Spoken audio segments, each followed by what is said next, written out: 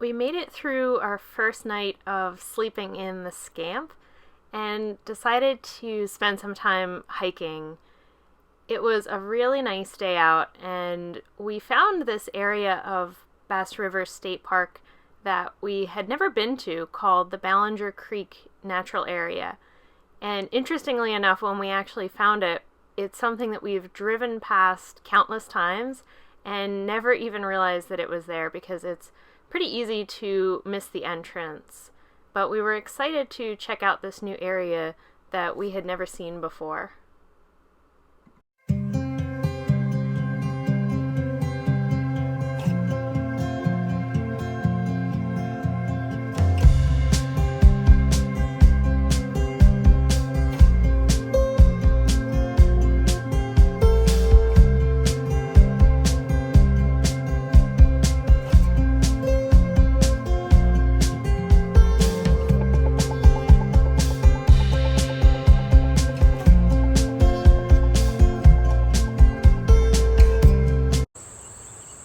That is Route 9 right there, and there's this really tiny parking lot just off of Route 9. It's so funny, we've driven past this area probably 1,000 times and never knew it was here.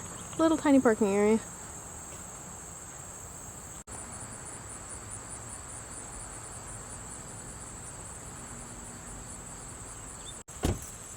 And it just started raining.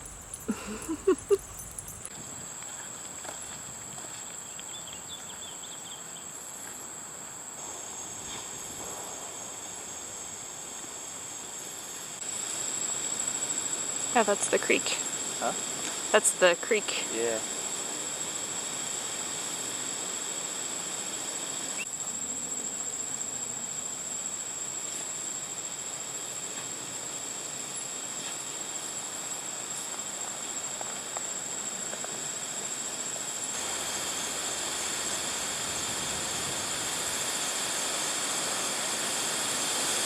We just got a couple minutes down the trail, and I don't think this is a very commonly used trail.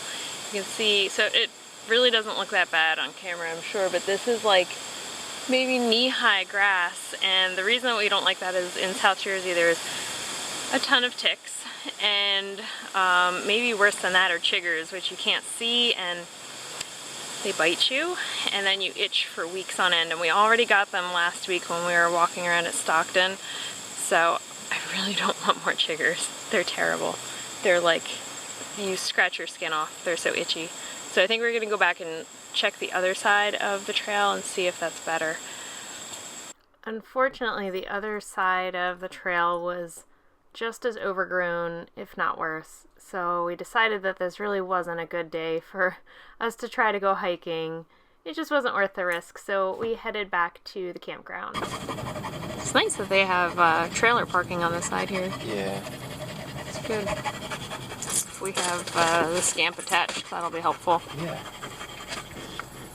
On the other side of the lake at Bass River, there's a swimming beach, and they have a concession stand. So we went to check that out and got some lunch there.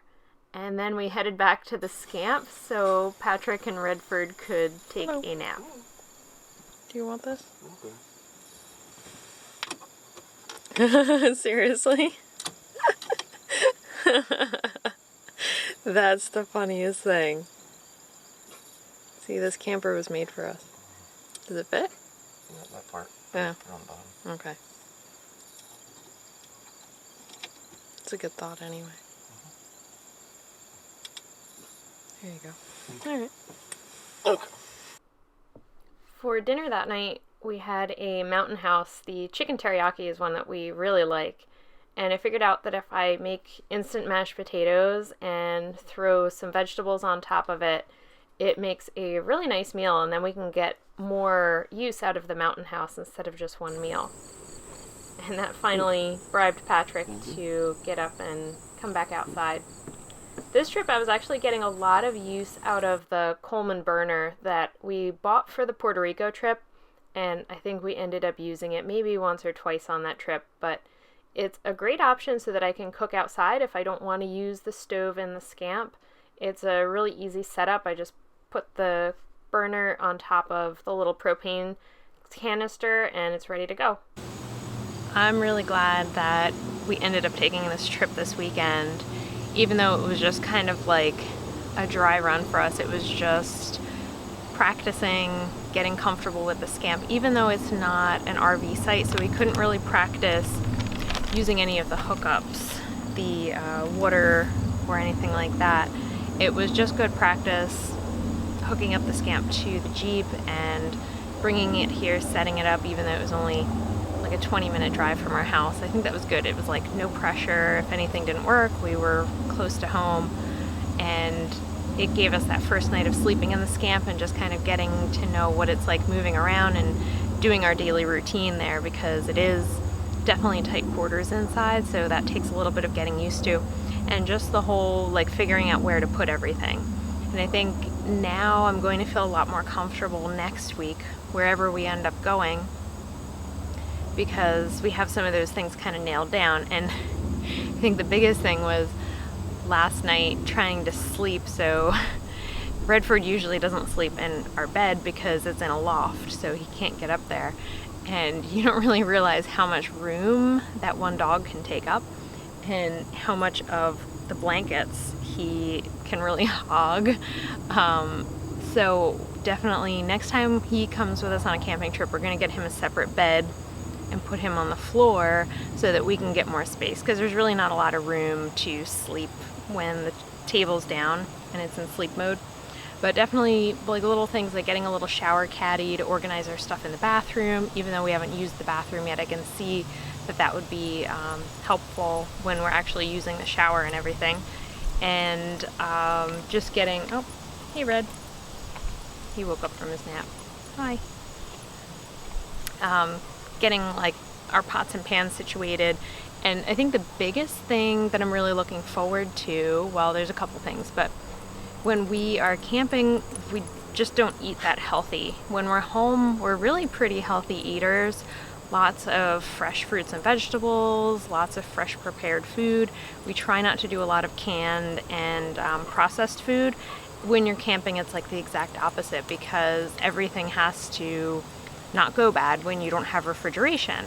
This is like a total game changer because we have that little fridge. So when I go to the farm on Saturday, I can pick up all of our produce just like I normally do. And then on Sunday when we leave for vacation, I can put all of that stuff in the fridge. So all of our fresh vegetables for the week get to go with us. So I'm pretty excited about us just being able to eat healthier when we're traveling. I think that's going to overall make me feel better when we're not eating a whole bunch of processed food all the time. And the fact that we can cook more and we're not going to go out to eat as much, hopefully, will also kind of make the trip more budget friendly. So definitely some things that I'm looking forward to for our trip next week.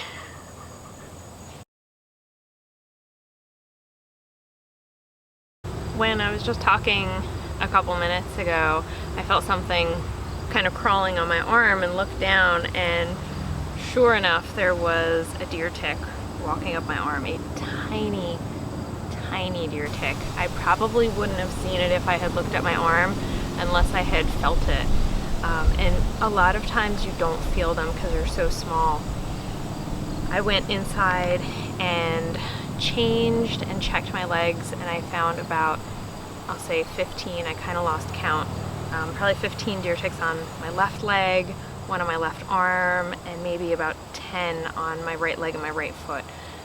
Really tiny ones. There was always only one that was really something that you would see on your leg if you weren't looking for it. All the rest of them were so tiny, they sort of look like just a speck of dirt, like the tiniest speck of dirt, but then when you go to rub it, it doesn't move because it had already bitten me.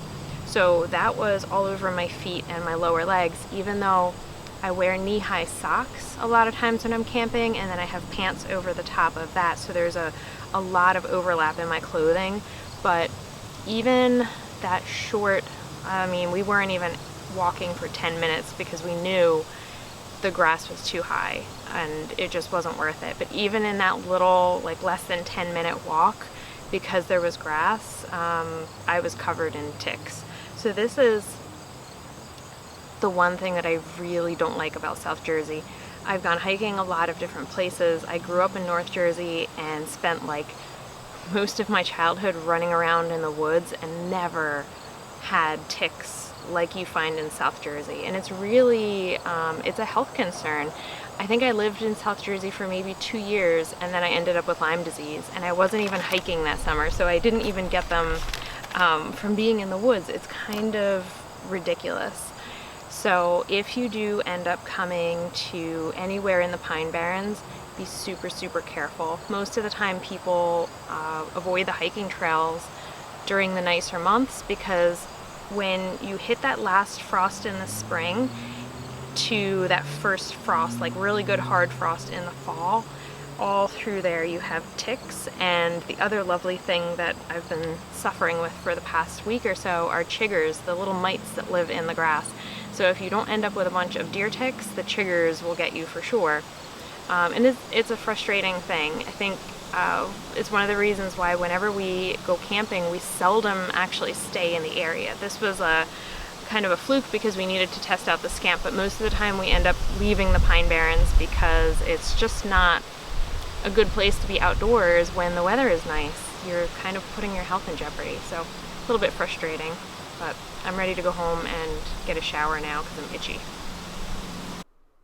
With our first official trip in the SCAMP complete, we packed everything up and got ready to head back home. So now we were switching gears to get ready for our big fall camping trip, and we at this point did not have any sort of a plan of where we were going to go. We were still keeping an eye on the hurricanes that were off the coast and heading up in our direction, so we didn't book anything ahead of time because we weren't sure if we were going to have to suddenly change our plans the same way that we had done the previous year.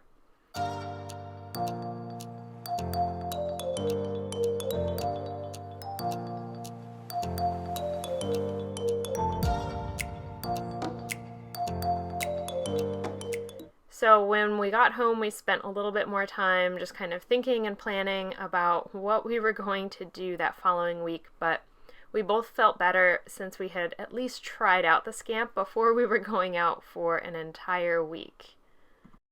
We both agreed that the SCAMP was an awesome upgrade from tent camping.